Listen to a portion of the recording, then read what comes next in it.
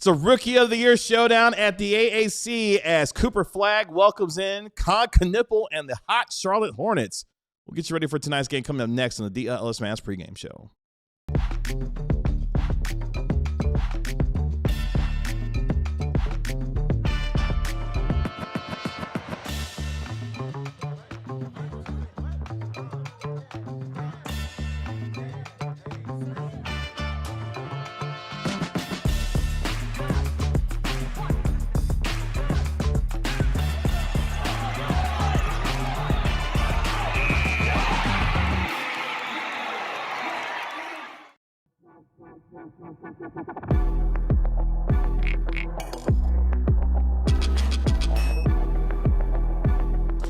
It's the DLLS Mavs pregame show live in our downtown Dallas DLLS Sports Studios. Kevin Gray alongside our DLLS Mavs analyst Bobby Curlo. We are DLLS Mavs, your favorite guys, come your favorite team, especially when Mark Aguirre gets his jersey retired tonight at the American Airlines Center. Appreciate all of you hanging out with us here on the DLLS Mavs pregame show. We'll get you ready for tonight's game over the course of the next half hour. A Rookie of the Year showdown between Cooper Flagg, who returns tonight for your Mavericks, and against Kon Knueppel, his former Duke Blue Devil roommate, taking on a hot Charlotte Hornets team as the Mavericks look to break their 2-game losing streak tonight. Bobby, what's going on? Kevin, how are you? I'm well, man. I'm well. How are you doing? I'm doing well. The hiking boots have been put away. Okay, I see you got the Air Force Ones I don't back. have to pull those out again. These bad boys are back in. They're back on, whatever. Probably need to get new ones here pretty soon, but you know what? I don't care. Well, at some point, we may contribute to the... I had to get a new pair. The last time I had to buy a new pair was because there was a hole like where the sole connects to the shoe. Oh, no. It just started completely falling off. You wore them out that badly? Yeah. So you really wear your shoes today, like today, the rims fall off. It's a one-time purchase, and I try and milk that bad boy for as long as I possibly can. Okay, so we're here for 15 seconds. When's the last time you bought a brand new pair of shoes? I had to buy a pair of dress shoes maybe 2 years ago. It was a long time ago. It was before I moved into the place I'm living in now. The last time I bought a pair of these was 2023, maybe 2024, maybe. Okay, because you was giving me vibe like it was about to be like the last 8 years or something you hadn't bought. Oh, no. Choked him up. Choked him up. Yes, choked him up. Yep. We're going to let him get I bought a new pair of these, actually, once I agreed to take this job. I was like, I have to get a new pair of shoes. So that would have been in July or August of 2024. So you wanted to get some fresh kicks for your fresh job. Yes. Okay, I see what you did there. I like what you did there. That's a good way to celebrate. While Bobby recovers. And that story cost me my life. Damn near. It is a special night at the American Airlines Center as Mark Aguirre will have his number 24 jersey raised to the rafters tonight, as the Mavericks will honor him as part of Legends Week as the Mavericks celebrate the 45-year anniversary of the basketball team. So Mark Aguirre, who had a lot of really amazing words to say prior to tonight's game, was joined up on the podium by Isaiah Thomas and Rolando Blackman as well. That will be taking place at halftime tonight at the AAC as Mark Aguirre gets his jersey retired. Hopefully he'll be able to watch some fantastic basketball as the Mavericks will tip off with the Charlotte Hornets tonight at 7:30 p.m. at the AAC. You can watch the game locally on KFAA Channel 29 with the Mavericks taking on a Hornets team that's 20-28 on the year. They are 11-15 away from Charlotte this season. The Mavericks, of course, 19-28 on the year, 14-13 at the AAC. The Hornets come into tonight a 3.5-point favorite with the over-under at 226.5, where your Mavericks, of course, sit 11th in the West, 3.5 games behind the Los Angeles Clippers for the 10th seed and final play-in spot. Of course, the Mavericks on the second night of a back-to-back after losing last night at home to the Minnesota Timberwolves in what was a 118-105 loss for their second straight loss, as the Mavericks now 5-5 over their last 10 games, a team that's 8-8 against the Eastern Conference so far this year, but 10-12 against teams below 500, as I mentioned, on the second night of a back-to-back where they're playing 3 games in 4 days. They've got Charlotte tonight. They've got the day off tomorrow. Then they head to Houston on Saturday night to take on Kevin Durant and the Houston Rockets in a nationally televised game. Meanwhile, the Charlotte Hornets streaking coming into tonight. They're also on the second night of a back-to-back. They're 20-28 on the year, 11th in the Eastern Conference. They sit 3.5 games behind the Chicago Bulls for the 10th seed and final playing spot in the Eastern Conference. They won last night on the road, beating up on the Memphis Grizzlies 112-97 for that fourth straight win for them coming into tonight's game. They're 7-3 overall in their last 10 games are the Charlotte Hornets. 6-9 against the West, 11-11 against teams below 500 so far this year. After tonight, the Hornets will be back home on Saturday when they take on Victor Wembanyama and the San Antonio Spurs. That gets us to the Carell Illustrated scouting report on what he's looking for in tonight's game. Let me prepare for this one. Oh, okay. Shout out to Wild Fork Foods. Let's go. All right. I'm back to normal, and I'm ready to talk. I'm ready to talk. I saw Classic saying Lover in the comments saying, what's the deal, Mark Aguirre? I mean, I'm paraphrasing this, but Mark Aguirre basically didn't exist around the Mavs for a long time, and now all of a sudden they're retiring his jersey. How did that come about? It's time to tell another quick story. Oh, let's go. Right? Story time. So last night we talked about Norm Sanju, who was honored. He, too, was kind of, I wouldn't say similar to Mark Aguirre. His situation was a little different, but Norm Sanju also wasn't really in the picture. And basically the reality of the situation is, you know, and this is neither good nor bad. I'm not painting it as good or bad. I'm just painting it as what happened. Okay. When Mark Cuban bought the team from Ross Perot Jr. in 2001? It was 2000? Okay. The Mavs they were recovering from a horrible decade. All right. They were awful in the 90s. The 3Js thing happened and the future was looking bright, and then completely fell apart and the team sucked again. And it was just, God, new arena, new players, new team, new owner, new coach. Let's turn the freaking page. All right. And they had a lot of success.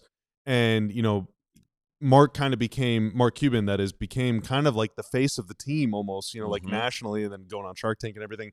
So, you know, the owner became this sort of like almost outsized celebrity. And to his credit, he is in part responsible for a lot of the Mavs' success. Obviously, having really good players helped, but, you know, the Mavs are one of the first teams that were spending a lot of money, and Mark revolutionized a lot of the way that teams operate and everything. And so there was kind of this, as a result, focus on the present, and I wouldn't say kind of ignoring of the past, but just kind of like a pushing it aside sort of thing. As the 2000s unfolded, the Mavs started getting really good. They went to the finals. They won 67 games. They won the championship, all these things. And so they kind of never stopped to like look back. Now, what happened with Mark Aguirre is he was the Mavs' #1 overall pick in 1981. So they had played the 80-81 season. They went 15-67. They weren't very good, but the city embraced the team. They got the #1 overall pick, drafted Mark Aguirre. They traded for a pick that became Ro Blackman. That's a pretty good draft. That's not bad. That's a pretty good draft. Not bad. They also drafted Jay Vincent that year. He had a fantastic rookie season. So, boom, Mavs are off to the races. A couple years later, they make the playoffs. They made the playoffs for 5 straight seasons, I think 6 straight seasons, and then things fell apart for a lot of other reasons. But you know, Aguirre was their best player throughout basically that entire run in the 80s. Sometimes Rowe would have the better game, but Mark was usually the centerpiece of the offense. This 6'5", kind of undersized, Charles Barkley-esque combo forward, small forward, power forward kind of guy. He averaged 29 points a game one year. He was always, his Mavs career average is almost 25 points a game. But toward the end of the 80s, you know, things happen. You spend a lot of time on a team with someone. We don't see that happen anymore, by the way. A core group of guys, 5-6 players staying together for 5 years. You know, you start to bump heads a little bit. Egos start to take over. Money becomes a thing. It just becomes a thing. Things happen. And Mark wanted a change of scenery. And in today's era, a player wanting a change of scenery would not be that big of a deal. You know, I mean, it would maybe rub some fans the wrong way, but it's kind of like, all right, I get it. You know, it happens as part of the business. In those days, though, pretty big faux pas. Yeah. And that combined with, you know, a couple underwhelming performances in the playoffs. The Mavs were upset a couple times in the first round. You know, Aguirre had a shaky performance in some of those games against the Lakers in the conference finals in 1988. Fans started to sour on him a little bit, and he essentially, they traded him. Did he request a trade? Did he demand a trade? Did it come from ownership? Did it come from Norm? I don't know, but things completely fell apart. They traded him. He won 2 titles with the Pistons, and then the Mavs kind of blackballed him. The fans never really wanted him back. The fans were kind of mad at him and blamed Mark for a lot of that stuff. The franchise didn't necessarily stop the fans from doing that. And, you know, the Mavs that run came to an end a couple years after that trade, some fans blamed Mark Aguirre for that. Others blamed Roy Tarpley. Others blamed whoever.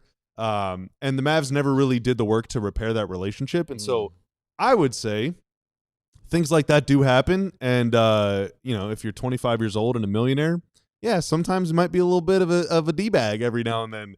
That would never happen in today's NBA, right? Right. But, it was just something people weren't used to. And for a lot of reasons, fans weren't willing to accept him. And I feel like if the organization would put forth a concerted effort to mend that relationship 30 years ago, it wouldn't even be a big deal, and everyone would have accepted him back then as well. But the Mavs just didn't, and I think that it is, kind of a shame, and it's one of the blemishes of this organization. I think is that they kind of cast Mark aside for a really long time, and I'm really glad that they're bringing him back. And obviously it means a lot to him.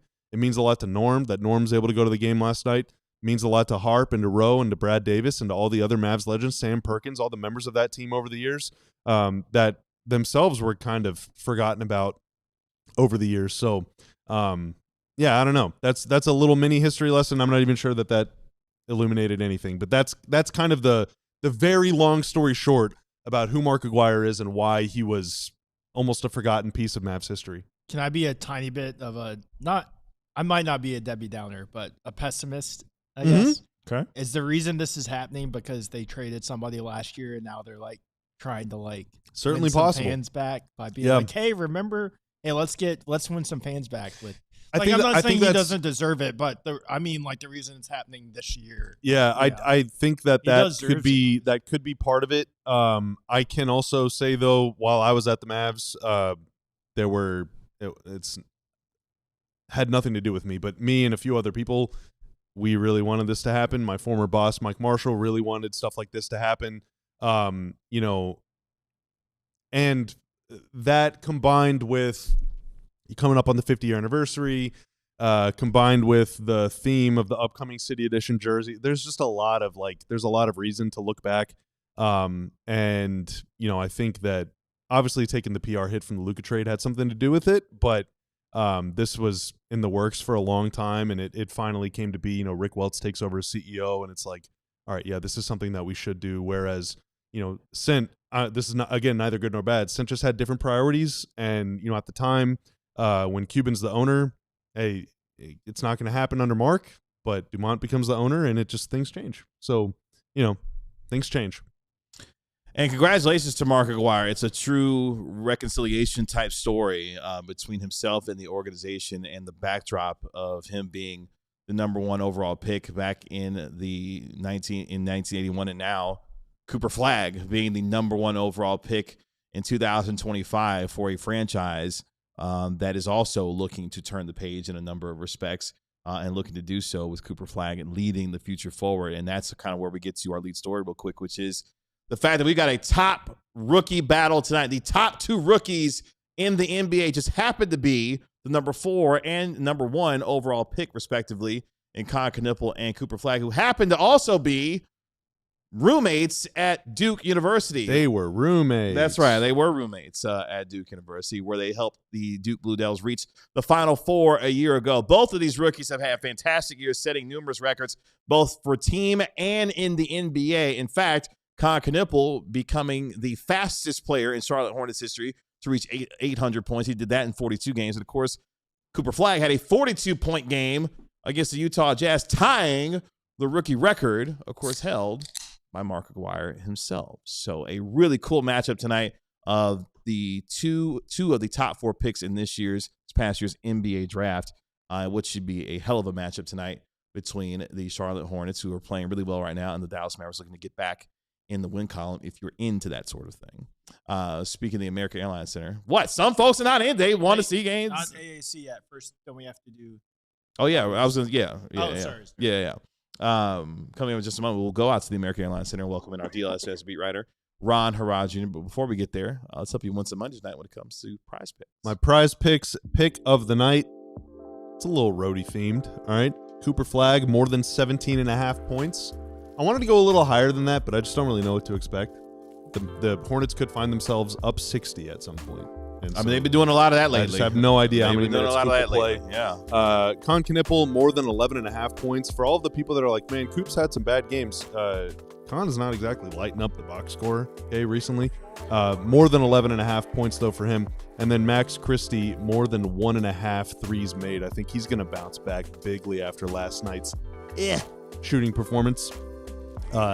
When that pick hits, my $5 lineup would net me $11. If you want to play along down the Prize Picks, create a new account. Use promo code DLLS for making your first $5 lineup, and your account will be blessed with $50 in free lineups to use anytime you like. On Prize Picks, it's good to be right.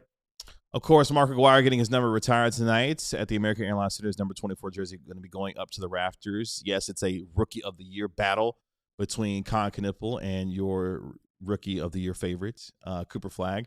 Do you also know what else is for tonight before we welcome in Ron? You guys know? No? Going once, going twice? Wrestling related. Colorado Rockies? What? No. It's the Josh Green revenge game. Like, come on. Like, lock in.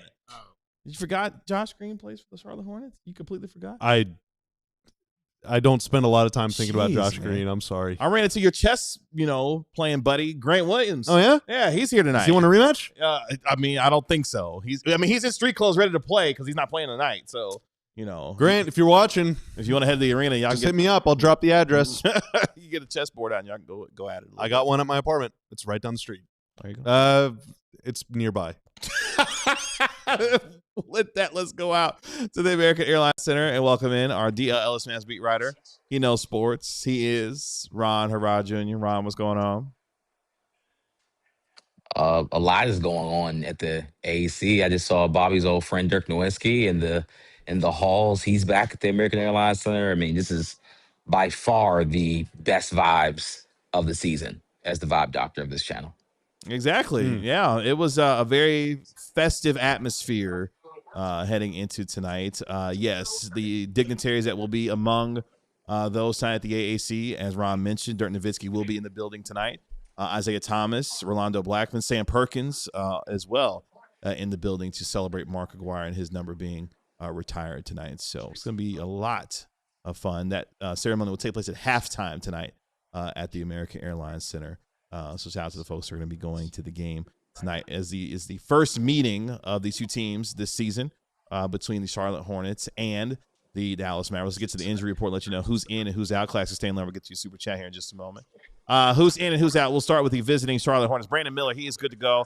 He's been dealing with a left ankle injury, but he's available to play. Mason Plumlee's been out with the right groin surgery that he had.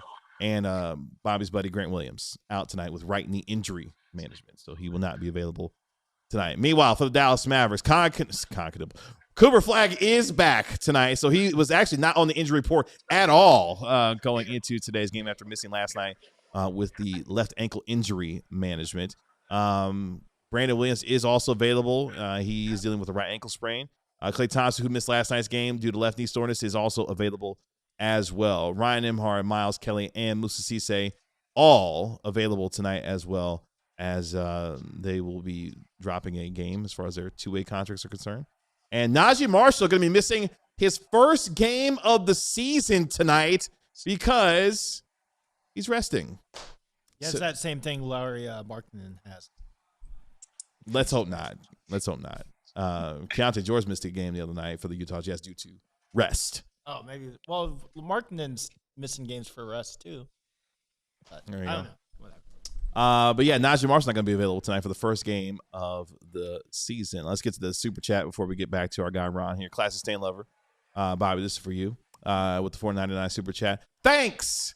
It makes more sense now why Mark Aguirre is getting his jersey retired. Congrats, MA. Yeah, I mean, Ron and Abby got some video.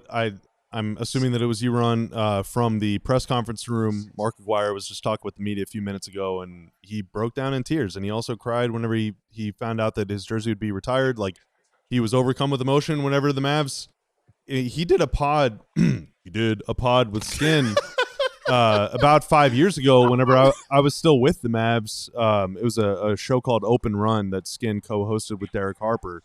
And Mark sat down with the pod for them, and it was the first time he had done anything associated with the organization in more than 30 years. So, wow. This has been a long time coming, and you can see how much it means to him, and how much, how proud he is of the accomplishment. But also, I think it's like a weight off his shoulders, man. Like imagine being like cast off, kind of exiled from the organization. Yeah, and he was part of like this organization's foundation. Yeah. You know, central piece to it, and he's just kind of been, you know, listless and kind of, you know, wandering in the abyss from it for years. It just, I don't know. I'm really happy that this chapter in Mavs history is over.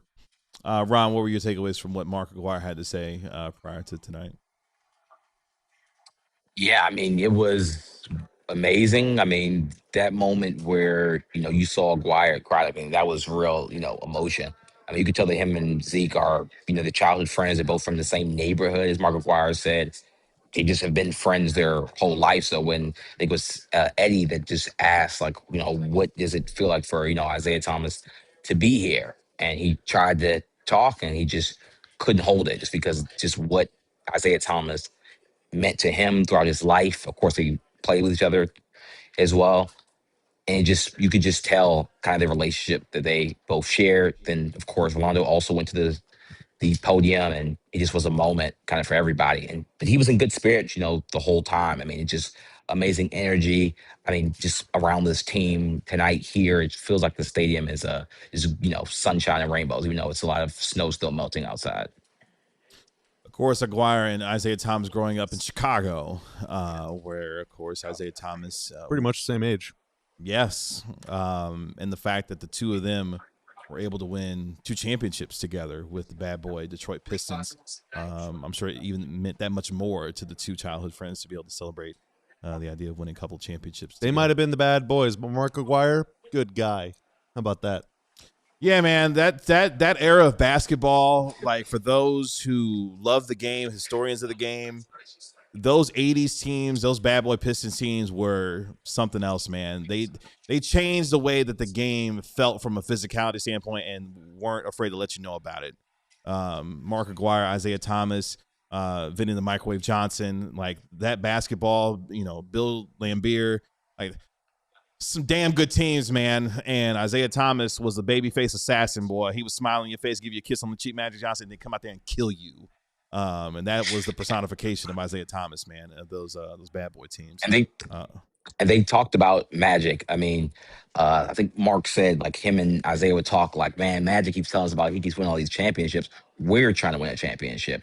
And that was kind of a big thing that both of them shared. Like, Magic is, you know, smiling, laughing in our faces, but we're good players as well. Why can't we win? And then, of course, like you said, they both go to, you know, win 2 titles over there in Detroit. So you could just tell how much of a big deal that was to them. And you show, like, players back then, like, they don't ever really talk about their stats or their accolades. It's purely rings. Like, that's all usually players, especially like 80s, 90s, before they talk about championships. That's a huge, huge thing to them and from that era. But I mean, also just some other notable things. He talked about Mark Cuban. He said what was his favorite thing about playing in Reunion Arena. And he says that, you know, Mark Cuban on that sideline. He said he was on the baseline, and I was like, look, you gotta shut up because you're calling out all of our plays. And he said Mark Cuban just knew every single play, every action that they ran. And he was laughing, kind of telling that story. So he seemed, you know, elated to even talk about Mark Cuban, which I know for a lot of Mavs fans, that's a huge, huge win and a positive. Yeah, and for Mark Aguirre, I'm excited to be able to see this come to fruition, and I'm sure it'll be a very emotional night inside the American Airlines Center. There was a lot of folks who have been covering DFW sports for a very long time that were in the building tonight. Someone that we know very well. Mike Reiner also in the building. Old Gray Wolf, of course. Ah, the legend. Yeah, man. He was at the game. He's at the love game that tonight. guy. Yeah, man. he's there. Even David Moore of the Dallas Morning News, who recently retired, he's at the game tonight. And, of course, Joe Trahan, the sports director for WFAA, he's there covering the game for them. So a lot of folks. It's a lot of legends here tonight. Yeah, it's a lot of legends in the building tonight. Will we see Randy Galloway in the building? I didn't see Randy Galloway in the building. I bet Randy Galloway had some hot Mark Aguirre takes back in the day. I bet you he did. Yeah. Another thing about it, too, it's important to remember, like, nowadays, players can just go live on IG or post through it, or, you know, agents are playing the PR game. Like, you're always hearing player sides of the stories during these trade situations. That was not the case back then. So any story that the public heard was either from, you know, opinion columnists, essentially, or from the team. Mark never really had a chance to explain any of that stuff. Now, okay, fans might have listened to him and still not bought it or whatever, but I do encourage you, if the Open Run podcast is still available, go check it out. I'm going to see if it is. And while he does that, let's get you real quick the focus of our Mavericks player spotlight tonight, and it's Daniel Gafford. Daniel Gafford, of course, last night, 14 points in 21 minutes on the goal line with 6 rebounds. Daniel Gafford's really his best game in about a month. It is, by the way. It is available. On the Open Run? Okay, there you go. Best game in about a month after what was a December 29th game against the Portland Trailblazers, where he went for, 17, 10, and 3 blocks in that game against Portland back on December 29th. One thing, though, I'm interested to see tonight. So in his only game last year, check this out, Ron. In his only game last year against the Charlotte Hornets, Daniel Gafford went smooth off. 31 points, 15 rebounds, and 7 blocks in a game last year on the road against the Charlotte Hornets. Unfortunately, the Mavericks lost that game. But that was by far Daniel Gafford's best game of the season. And he loves to go smooth off on the Charlotte Hornets, so we'll see what happens tonight at the AAC. What are you looking forward to when it comes to Rookie of the Year? The top 2 rookies, depending on how you feel for some people. Kon Knueppel, the number 1 rookie, and Cooper Flagg tonight. Yeah, I mean, well, look, Draymond Green said, I think, on his podcast, like, man, the Hornets must be tanking. Like, they're a terrible team. Since then, they're actually 5-1, which is best in the NBA since January 17th. They have a plus 20 net rating, which is the best in the NBA since Draymond Green said that. They're one of the best defensive teams since Draymond Green said that. Like, they've been absolutely destroying teams. The Hornets have won 6 road games by 15 or more points in January, tying the 2001-02 Lakers and the 11-12 Heat for the most in a month. Like, they're on an those 2 teams won titles ever that year. since. Exactly. Like, that's with the type of hot streak just that the Charlotte Hornets are on right now. I mean, KG's boy. I mean, LaMelo Ball. I got a chance to see him out there. I got a chance to see him in the hallway. He was great vibes. He's laughing. He's jumping around. He's always on play mode, which must be, for that team with a good coach like Charles Lee, that's, seemingly, making this team a serious basketball team over there with LaMelo, Con, Bridges, Brandon Miller, Musa. Is it Musa? Is how you pronounce the center's name? Musa Diabate. Yeah. So he's been absolutely hooping over there, especially with his last game over, almost at a 2020 game. The Hornets are going to be a real team, and it's very funny because they've been, again, dominating teams on the road, and this is a road game. So we'll see what happens tonight and how the Rookie of the Year race looks. If somehow Kon Knueppel comes in Cooper Flagg's house and beats them by 15 points, it can get interesting. It's very rare when you get 2 teams below 500 and kind of jazzed up for the matchup. Like, aside from what's happening with Mark Aguirre tonight, like, this is actually kind of a fun matchup between the Mavericks and the Hornets, given kind of more so what the Hornets are doing, surprising some folks with the way that they've been playing. I'm not gonna let you slide. That's your boy, LaMelo Ball. Aren't you the one that drafted him in our draft thing? Don't bring up old stuff. That was before Ron, though. That was BR. Yeah, that was National Tim. Was that was. Maybe I was on to something. I don't know. Okay. Maybe I was on to something. Maybe not. He knew. Don't hate Bobby. This is Brandon Miller's team now. It is Brandon Miller's team. He's been great. He's averaged over 20 points per game. I'll take that. This is a Charlotte team that loves to shoot threes. This is a team that scores the 3rd most points per game, and they do it from the 3-point line. This team can shoot the lights out. So if you're not on it, this team can shoot you out of the gym pretty damn quickly, as Ron evidenced by the amount of 50-point, leads they've been having as of late, blowing teams out on the road here as of late. Ron, we appreciate the time as always. We look forward to talking to you post-game here on the DLLS Mavs post-game show. Have a good game, Ron. See you all. Hope you all enjoy LaMelo Ball. That's you. Tune into the watch-along, Ron. Yes, we are about to have our watch-along here at DLLS Mavs as we take in the Hornets visiting your Dallas Mavericks tonight. Live reaction to the jersey retirement. Will I cry? Tune in to find out. That's a yes. That's an absolute yes. So hop out with the us. Camera pans over to Dirk and Rowe. I'm going to shed. You should. Grown you man should. Sports tears. We've been talking about sports in about crying an hour over and a the last. half. Yeah, exactly. Yeah, you absolutely should. Buttering me up. I knew what y'all were doing. You're priming me. Yeah, man. You're priming me for a good sob. It's gonna be a hell of a night. I'm really looking forward to seeing this. The ceremony will take place during halftime tonight between the Mavericks and the Hornets, where Mark Aguirre will have his number 24 jersey raised to the rafters to go alongside Brad Davis, Derek Harper, and of course Dirk Nowitzki. I'm assuming they're going to carry it, right? They got to carry it on TV. Oh yeah, the Mavs. Okay. Yeah, that'll be broadcasted during halftime. Thank you, Mavs TV. So looking forward to that. Appreciate our guy Tanner making us look good and sound good as always. Thank you, sir. That's our DLS Mavs analyst Bobby Curla. I'm your host Kevin Gray. We are DLS Mavs. We'll talk to you here in about 15 minutes on our DLS Mavs watch along as your Mavericks host the Charlotte Hornets. Y'all be good. Peace. We all silly like the mayor.